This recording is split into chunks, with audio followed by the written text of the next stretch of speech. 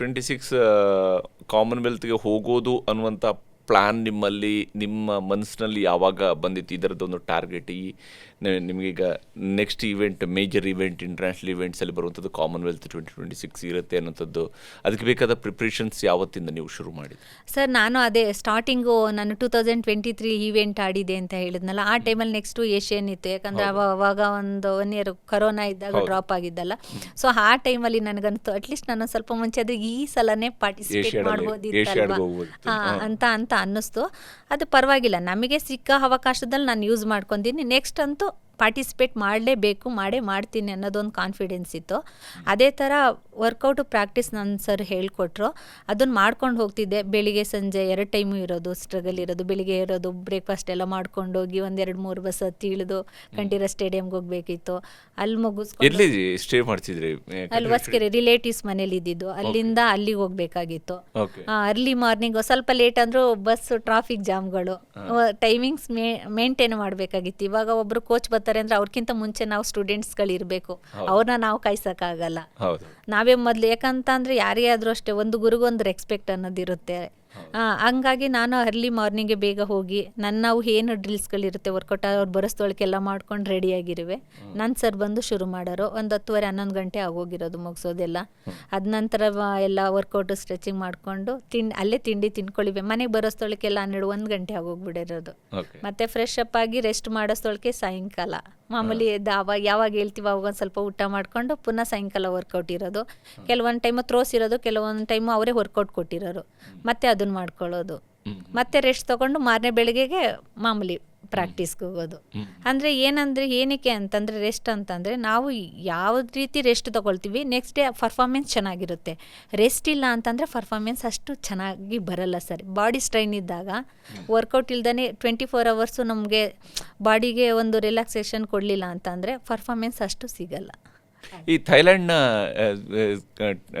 ಟೂರ್ನಮೆಂಟ್ಗೆ ಅಲ್ಲಿಗೆ ನೀವು ಹೋದಂತಹ ಸಂದರ್ಭ, ಥೈಲ್ಯಾಂಡ್ನಲ್ಲಿ ಆದಂತಹ ಕ್ರೀಡಾಕೂಟಕ್ಕೆ ಹೋದಂಥ ಸಂದರ್ಭದಲ್ಲಿ ಅಲ್ಲಿ ನಿಮಗೆ ಸಿಲ್ವರ್ ಆಗುತ್ತೆ, ಬ್ರಾನ್ಸ್ ಆಗುತ್ತೆ. ಆ ಕ್ರೀಡಾಕೂಟ ಯಾವ ಸ್ವರೂಪದಲ್ಲಿತ್ತು? ಅವತ್ತು ನಿಮ್ಮ ಎಕ್ಸೈಟ್ಮೆಂಟ್ ಹೆಂಗಿತ್ತು? ಬಹುಶಃ ಅದು ನಿಮ್ಮ ಫಸ್ಟ್ ಇಂಟರ್ನ್ಯಾಷನಲ್ ಇದರಲ್ಲಿ ಹೋಗಿರುವಂಥ ಮೊದಲ ಪ್ರಯತ್ನ ಅಲ್ಲ? ಅವಾಗ ಒಂಥರ ನನಗೆ ಏನಂದರೆ ನನ್ನ ಥರ ಈ ಥರ ಪ್ರಪಂಚ ಇರ್ತಾರೆ ಅನ್ನೋದೇ ಗೊತ್ತಿಲ್ಲ. ಫಸ್ಟ್ ಆಫ್ ಆಲ್ ನನ್ನ ಸರೌಂಡಿಂಗಲ್ಲಿ ನಾನು ಒಬ್ಳೇನೆ ಈ ಥರ ಹೇಳ್ಬೇಕಂದ್ರೆ, ನಾನು ಬೇರೆ ಯಾರನ್ನೂ ಅಷ್ಟಾಗಿ ನೋಡಿರಲಿಲ್ಲ.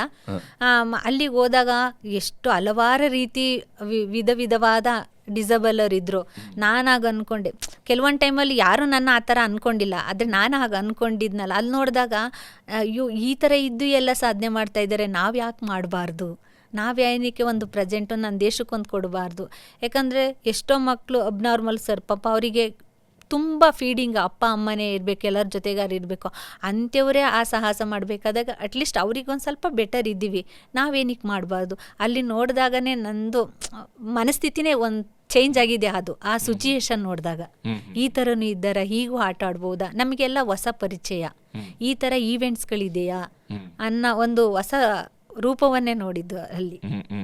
ಯಾಕಂದರೆ ಈ ಬಾಲ್ಯದಲ್ಲೇ ಇಂಥ ಈವೆಂಟ್ಗಳಿಗೆ ಹೋಗಿ ಶುರು ಆದರೆ ಅದೊಂದು ರೀತಿಯಲ್ಲಿ ನ್ಯಾಚುರಲಿ ಅನ್ನೋಂಥ ರೀತಿಯಲ್ಲಿ ನಡೀತಾ ಇರುತ್ತೆ. ಆದರೆ ನೀವು ನಿಮ್ಮ ಎಜುಕೇಷನ್ ಮುಗಿಸಿ ಟೀಚಿಂಗ್ ಶುರು ಮಾಡಿ ನಂತರ ಒಂದು ಸ್ಪೋರ್ಟ್ಸ್ ಅನ್ನೋಂಥ ಕಡೆಗೆ ಬಂದಾಗ ಬಹುಶಃ ಇದೆಲ್ಲವೂ ಕೂಡ ಅಚ್ಚರಿಗಳಿಗೆ ನೀವು ಎದುರುಗೊಳ್ಬೇಕಾಯ್ತು. ಹೌದು, ಎಲ್ಲ ನಾನು ಬಂದಿದ್ದೆಲ್ಲ ಹೊಸದು ನೋಡಿದಾಗೆಲ್ಲ ಈ ಥರನೂ ಇದೆ, ಹೀಗೂ ಇದೆಯಾ, ಏನು ಅದನ್ನ ಹೇಳೋಕ್ಕೆ ಆಗ್ತಿರ್ಲಿಲ್ಲ ನನಗೆ. ಈ ಥರನೂ ಇದೆ, ನಾನು ಅಲ್ಲೆಲ್ಲ ನೋಡ್ಬಿಟ್ಟು ಹಿಂಗೆಲ್ಲ ಇದ್ದಾರೆ, ಈ ಥರ ಜನನೂ ಇದ್ದಾರೆ, ಆದರೂ ಆಟ ಆಡೋಕ್ಕೆ ಬಂದಿದ್ದಾರೆ, ನಾನೇ ಏನು ಅಂದ್ಕೊಂಡೆ. ಅದನ್ನು ನೋಡಿದ್ರೆ ನಾವೇನೂ ಅಲ್ಲ, ನಾವು ಇನ್ನೂ ಚೆನ್ನಾಗಿ ಸಾಧನೆ ಮಾಡಬೇಕು, ಅಚೀವ್ ಮಾಡಬೇಕು ಅನ್ನೋ ಮನಸ್ಥಿತಿ ಹುಟ್ಟಿದ್ದು ಆವಾಗಲೇ ಸರ್ ನನಗೆ. ಅದಾದ ನಂತರ ಈಗ ಈ ಒಂದು ಕಾಮನ್ವೆಲ್ತ್ಗೆ ಸೆಲೆಕ್ಷನ್ ಆದಂತಹ ಸಂದರ್ಭದಲ್ಲಿ ಆ ಟೀಮ್ಗೆ ನೀವು ಅಲ್ಲಿಗೆ ಹೋಗ್ತೀರಿ, ನೀವು ಶಾರ್ಟ್ ಪುಟ್ ವಿಭಾಗದಲ್ಲಿ ಪ್ಯಾರಾದಲ್ಲಿ ಹೋಗ್ತೀರಿ ಅಂತ ಹೇಳಿ ಸೆಲೆಕ್ಷನ್ ಆದಂಥ ಸಂದರ್ಭದಲ್ಲಿ ಯಾವ ರೀತಿ ಟ್ರೈನಿಂಗ್ಸ್ ಆಯಿತು ನಿಮಗೆ ಅವಾಗ? ಸರ್ ಮಾಮೂಲಿ ಅದಕ್ಕೆ ಹೋಗೋದು ಮಾಮೂಲಿ ಒಂದು ಇಂಟರ್ನ್ಯಾಷನಲ್ಗಳ ಈವೆಂಟ್ಗಳು ಆಡಬೇಕು. ಮಾಮೂಲಿ ನ್ಯಾಷನಲ್ ಈವೆಂಟ್ ಆಗಿತ್ತು. ಅದಕ್ಕೆ ಅಂದರೆ ಒಂದು ರ್ಯಾಂಕಿಂಗ್ ಬೇಕು ಸರ್. ನಾನು 17 ವಾಜ ದುಬೈನಲ್ಲಿ ಇಂಟರ್ನ್ಯಾಷನಲ್ ನಡೀತು, ಅಲ್ಲಿ ನಂದು ಕ್ವಾಲಿಫೈ ಆಗಿದ್ದು ಸರ್. ವರ್ಲ್ಡ್ ರ್ಯಾಂಕಿಂಗಲ್ಲಿ 4 ಇದ್ದೆ ನಾನು. ಸೊ ಅಲ್ಲಿ ಸೆಲೆಕ್ಷನ್ ಆಯಿತು, ಆಗಿದೆ ಅಂತ ಗೊತ್ತಾಯಿತು. ಆದರೆ ಯಾರಿಗೂ ಹೇಳಲಿಲ್ಲ, ಯಾಕಂತಂದರೆ ಅದು ಹೇಳೋವರೆಗೂ ನಾವು ಅದನ್ನು ಡಿಸೈಡ್ ಮಾಡೋಕ್ಕಾಗಲ್ಲ ಹೇಗೆ ಏನು ಅಂತ. ಅದು ಗೌರ್ನಮೆಂಟೇ ಡಿಸೈಡ್ ಮಾಡೋ ಅಂಥದ್ದು. ಖುಷಿ ಆಯಿತು. ಸಿಕ್ಕಿದೆ ಅವಕಾಶವನ್ನು ಮಿಸ್ ಮಾಡ್ಕೋಬಾರ್ದು, ಅದು ಹೇಗಾದರೂ ಸರಿ ನನಗೆ ಬಳಸ್ಕೋಬೇಕು ಅನ್ನೋದು ಥಾಟ್ ಅಲ್ಲಿಂದ ಹುಟ್ಟಿದ್ದು ಸರ್. ಅದು ಫಸ್ಟ್ ಆಫ್ ಆಲ್ ಯಾರೂ ಸೆಲೆಕ್ಟ್ ಆಗಿರಲಿಲ್ಲ ಇಲ್ಲಿವರೆಗೆ. ನಾನು ಕರ್ನಾಟಕದಿಂದ ಫಸ್ಟ್ ರೆಪ್ರೆಸೆಂಟ್ ಮಾಡ್ತಾ ಇದ್ದೀನಿ ಅಂದಾಗ ಏನಾದರೂ ಒಂದು ಕೊಡಬೇಕು ಅನ್ನೋ ಮನಸ್ಥಿತಿ ನನ್ನ ಮನಸ್ಸಲ್ಲಿತ್ತು. ಅದು ಯಾಕಂದರೆ ಹೇಳಿ ಮಾಡೋದಕ್ಕಿಂತ ಮಾಡಿ ತೋರಿಸೋದು ಮುಖ್ಯ ಅನ್ನೋದು ನನ್ನ ವೈಯಕ್ತಿಕ ಸರ್.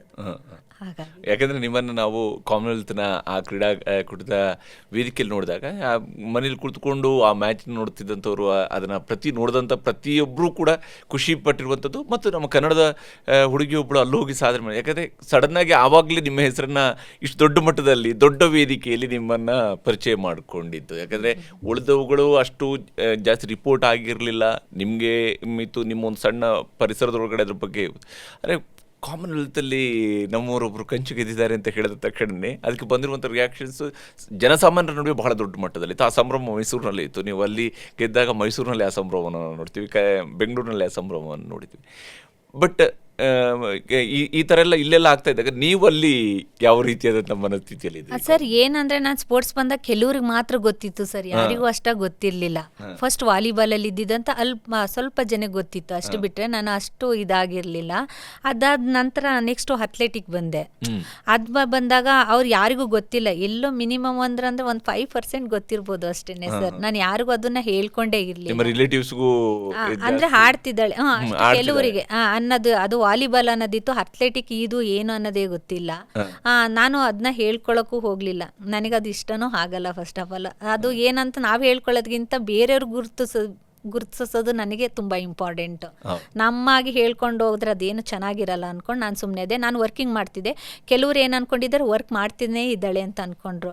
ಇಲ್ಲಿ ಯಾವಾಗ ಸೆಲೆಕ್ಷನ್ ಆಗಿ ಇವಾಗ ಪೇಪರಲ್ಲಿ ಮೀಡಿಯಾಗಳು ಗೊತ್ತಾಯಿತು, ಅವಾಗ ಎಲ್ಲರಿಗೂ ಕೆಲವ್ರಿಗೆ ತುಂಬ ಶಾಕ್ ಆಗಿದೆ.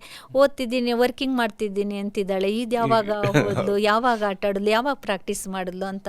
ನಾನು ಸ್ಕೂಲು ಬಿಟ್ಟಿದ್ದೀನಿ ಅಂತ ಕೆಲವ್ರಿಗೆ ಗೊತ್ತೇ ಇಲ್ಲ. 90% ಯಾರಿಗೂ ಗೊತ್ತಿಲ್ಲ, ಒಂದು 10% ಮಾತ್ರ ಗೊತ್ತಿತ್ತು. ನನ್ನ ಸರೌಂಡಿಂಗ್ ತುಂಬ ಕ್ಲೋಸ್ ಇರೋರಿಗೆ ಬಿಟ್ಟರೆ ಬೇರೆ ಯಾರಿಗೂ ನಾನು ಹೇಳೋಕ್ಕೂ ಹೋಗಲಿಲ್ಲ.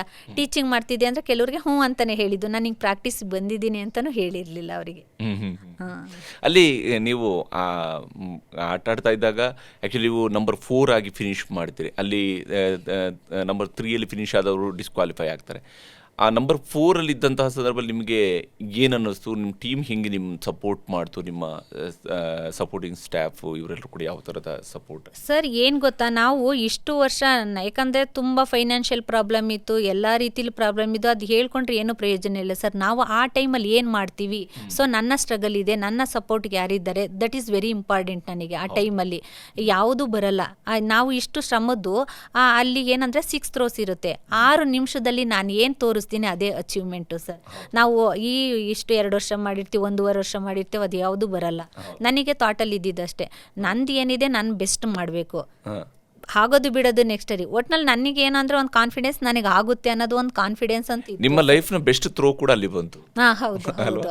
ನನ್ನ ಕಾನ್ಫಿಡೆನ್ಸ್ ಅಂತಂದರೆ ಅವರು ಜಾಸ್ತಿ ಮಾಡ್ತಾರೆ ಕಡಿಮೆ ಮಾಡ್ತಾರೆ ಅನ್ನೋದಿಲ್ಲ. ನನ್ನದೇನಿದೆ ನಾನು ಮಾಡ್ತೀನಿ, ನನಗೂ ನನ್ನ ದೇಶಕ್ಕೊಂದು ಮೆಡಲ್ ತರಬೇಕು ಅಷ್ಟೇ. ಇವರು ಶ್ರಮ ಪಟ್ಟಿರೋದಕ್ಕೂ ಒಂದು ಹೆಸರು ಕೊಡಬೇಕು ಅನ್ನೋ ಥಾಟ್ ಇತ್ತು ಅಷ್ಟೇ. ಯಾಕಂತಂದರೆ ಇವಾಗ ಶಾರ್ಟ್ ಪೀರಿಯಡಲ್ಲಿ ಬಂದು ಮೆಡಲ್ ಮಾಡೋದು ನಾಟೇ ಈಜಿ ಸರ್. ಅವರೆಲ್ಲ ಒಂದು 15, 10, 20 ಇಯರ್ಸ್ ಇರೋರು ಸರ್ ಎಲ್ಲರೂ. ಸೊ ಅಂಥದ್ರಲ್ಲಿ ನಾನು ಅವ್ರ ಜೊತೆ ಮಾಡ್ತಾಯಿದ್ದೀನಿ ಅನ್ನೋ ನನಗೂ ಒಂದು ಖುಷಿ.